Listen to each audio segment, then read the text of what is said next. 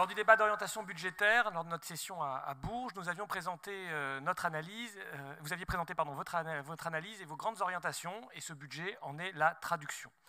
Nous vous confirmons donc, hélas, notre analyse d'octobre dernier. Nous avions exprimé deux observations principales qui soulevaient chez nous une forte inquiétude.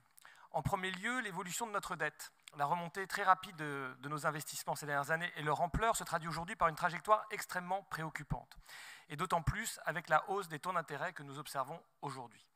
En second lieu, nous étions inquiétés du manque de lisibilité des priorités. Quand tout est prioritaire, rien ne l'est. Et pourtant, il nous faut faire des choix, et c'est notre principale déception et donc notre principale divergence aujourd'hui. La conjoncture est dure, nous expliquons. C'est vrai, mais elle est dure pour tout le monde. Et votre réponse, c'est « il nous faut plus d'argent, plus de fiscalité » n'est malheureusement pas totalement raisonnable dans un des pays les plus taxés de l'OCDE. Vous avez déjà augmenté la taxe sur la carte grise et vous réclamez maintenant que l'État nous donne plus de dotations ou de part plus importante de la fiscalité partagée. On ne va pas se voiler la face, ça se traduit par un endettement supplémentaire de l'État, là où la cote d'alerte est déjà dépassée de longue date. Au fond, le problème, c'est la dispersion des forces. La mission Woerth, je l'espère, nous permettra d'y voir un peu plus clair dans quelques mois et tirera les conséquences et les conclusions de la mauvaise réforme des régions, la mauvaise réforme territoriale qu'il y a eu il y a 10 ans et dont nous payons encore aujourd'hui les pots cassés. Nous avons besoin de clarification. Quand les ressources sont rares, il faut faire des choix et retenir des choix structurants. Nous avons 3 priorités, nous les martelons depuis le début de ce mandat, les transports, tous les transports, la transition écologique et le soutien au développement économique et agricole.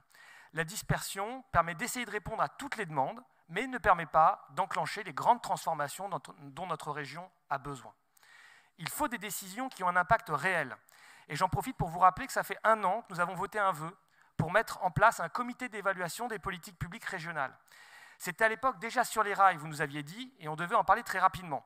J'espère que vous n'avez pas été victime d'un mouvement social perturbant les fonctionnements des circulations, comme l'ont trop longtemps vécu nos concitoyens en 2023.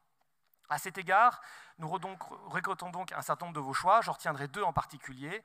La baisse des politiques économie et emploi de 21 millions d'euros, plusieurs intervenants précédemment l'ont évoqué, et l'insuffisance des moyens mis sur la rénovation énergétique des lycées. Nous pouvions aller plus loin, plus vite sur ce sujet.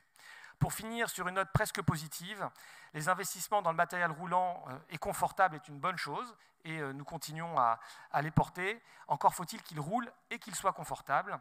La République du Centre y revient ce matin. Beaucoup d'annulations ces derniers temps, beaucoup de trains bondés. Je l'espère que nous pourrons y remédier. Et je laisserai mes collègues compléter ces interventions et nous abstiendrons sur ce budget.